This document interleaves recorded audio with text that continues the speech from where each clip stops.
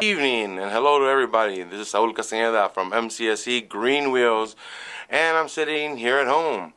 And basically, I'm going to go ahead and touch base with you guys about what I figured out about our Dakota Digital and our fuel sending unit.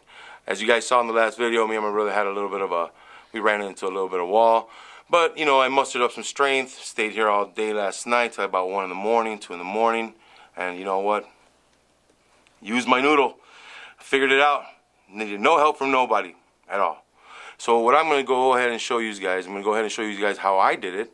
So let's go ahead and stop talking. I'm going to power this bad boy up and kind of walk you through the steps that I went through. All right? Basically, I've been usually just going ahead and just killing the battery completely. I don't want it to die, but I think I should just take off the terminals next time because every so often it just gets a little low. I don't want to damage it, but right now we're just going to go ahead and give it power. And what I'm going to do, I'm going to show you guys pretty much the walkthrough of how I did this. It took me a little bit to figure it out, but then again, you know, you just got to follow instructions, I guess.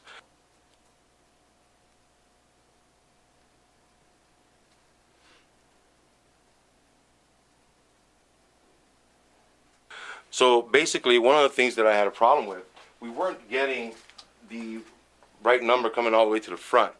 So one of the things that I did notice was that you have to have a solid wire going directly from the Dakota Digital box all the way to the positive side of the sending unit.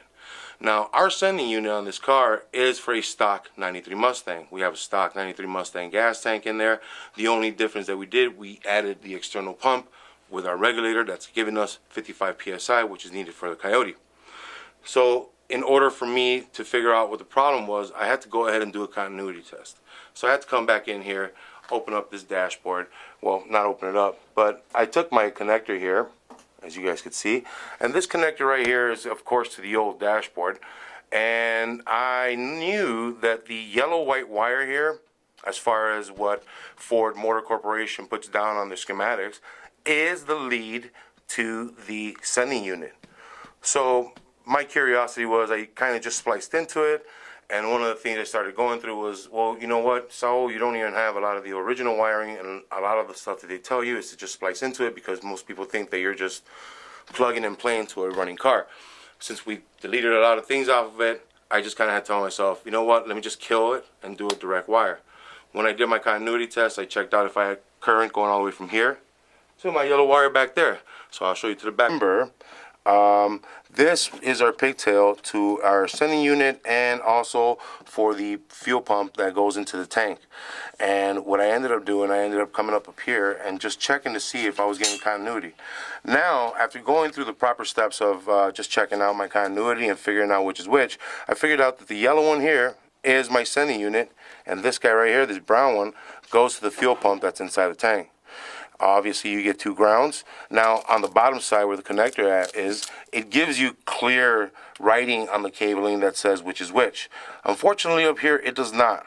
So I had to do a little ohms resistance to figure out which is my two pairing wires for my sending unit and my fuel pump. Hence, you see the little cuts I had to do here. One of the problems that I was getting, one of the pins on one of the connectors of the original harness was kind of bent up and pushed out of place, so I had to push it back into place. So it was giving me some sort of resistance and then it would fade. That's why I also believe that our Dakota Digital was not responding and giving me the triple E code that we had an open short. So after going through it, we made sure we repaired the little bent pin on the front over there. I took care of that, and then I came back here, did my continuity test, and I have a strong connection from here all the way to the dash. The other thing that's mentioned in the Dakota Digital package is that the ground cannot be put to the body of the car, that it has to go to the mounting screw around the sending unit or anywhere near the sending unit. As you guys can see, I decided to cheat a little bit here. So I went ahead and just, like I said, I found my pairing wires to my sending unit and I went ahead and just bit off of that. I figured, what the hell? If it needs a direct source of where the signal is going to come from, why not the wiring? Once I did all that, I went ahead and put it right back to our Dakota Digital box, which, by the way, it tells you specifically. It does say in the instructions, it does tell you these wires need to be isolated to themselves. The Dakota Digital is going to send its own power, so that's the reason that I cut it off, because I didn't want to have any interrupting power from anywhere else where I may cause a short to my Dakota Digital or anywhere to the pump or the car. That's why I just decided to go a solid state wire all the way through. So I brought my wire right here, which this is the ground that's going all the way to our fuel sending unit, or our signal, or our empty or full for the gauge, and I ran it all the way to the negative of our Dakota Digital. Now the green wire here, that's the fuel pressure send. That's gonna go. That's the positive signal going into the yellow wire that's supposedly for the sending unit. Well, that is for the sending unit, and that guy's running all the way up here to the top of my steering column, where I clipped off the original one, and then I paired him up with a little butt connector and some heat shrink here. So now that I got a solid connection, I know that I'm not going to get any kind of interference. I know that I don't have any spliced wires into it or anything. Solid connection positive, solid connection negative. So once I did that, let's go ahead and fire this up. For safety reasons, I went ahead and I engaged my inertia switch, so I don't set off my pump, because I don't want my pump to just be pumping and I'm not going to start the car.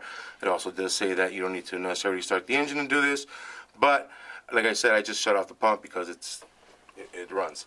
One of the other things that it does tell you here in the instructions, it tells you that one of the things that we messed up on is that we obviously read it wrong.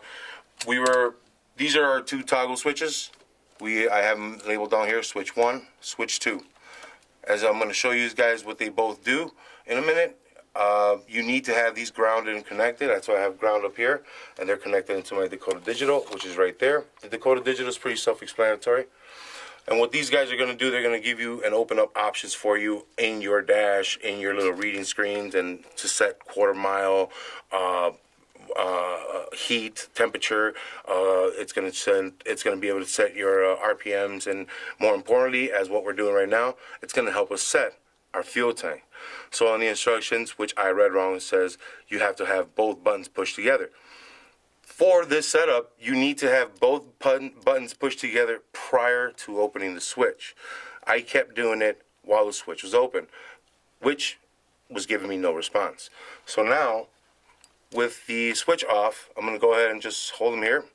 I'm going to go ahead and push them together. I'm going to flick this guy forward, and this guy should pop into setup right underneath here. So let's go ahead and see that. Boom. And there we are. Set up. So what we're going to do right now, we're going to set up our fuel pump. So switch 1 will control this side. So that's set up tach, set up volts, set up water, set up oil, set up fuel. In order to get into this, you're going to have to hold switch 1 down. Now it's going to give you lighting, BIM, that's the other little computer, display. Oh, wait a minute, I probably didn't hold it down long enough.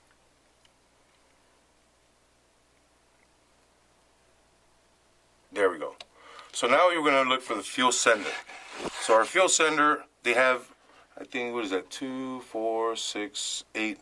They got 8 options and a custom option. We have a stock Ford setup in here. So we're going to do fuel sender, hold it down, boom. F150, that's our Ford setup for 150 ohms for anything from late 80s and up. Because we have a stock fuel sending unit, that's what we're going to use. There's a couple other ones in here, but that's the one we need, the F150 by Ford. That's going to be the one we need. Bam, now it says done. So we're going to go ahead and shut it off. And when we kick it back on, we should get a readout. Let me see if I can prop it up here for you guys like that. Let me see. This guy's, I don't want it to drop. We should get a readout right there. Let's see now. Bam! Full perfection. What I'm going to do right now, I'm going to go ahead and shut it off. I'm going to open my garage, I'm going to start this bad boy up and see how everything works.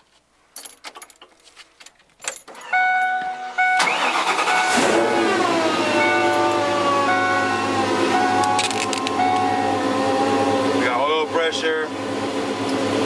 We got our fuel. Still cold. I still think that the power steering pump, you know, actually the power steering pump is not even whining. Charging at 15.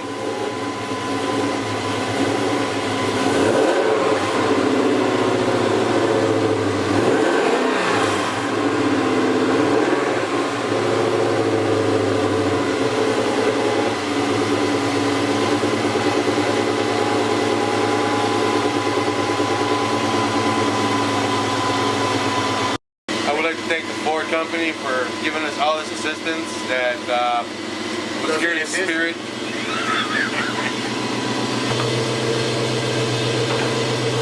I'll open the door just a little bit more, maybe.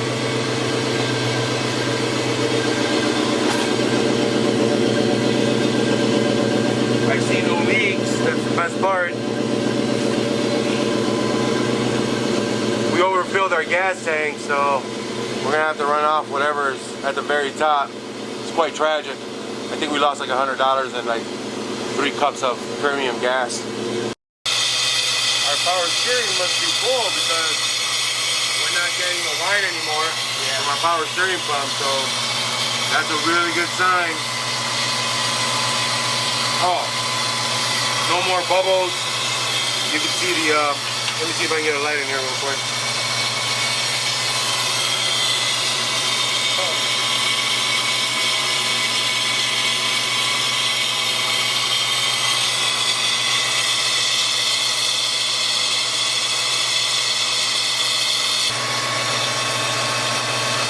You guys can see that the liquid there is it's no longer as frothy, it's just liquid now.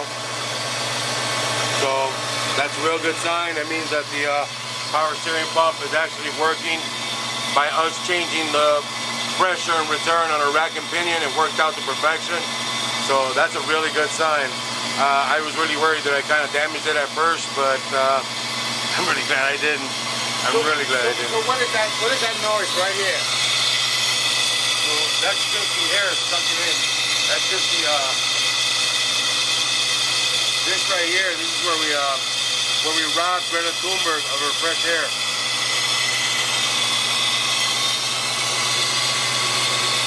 Doesn't need any more here.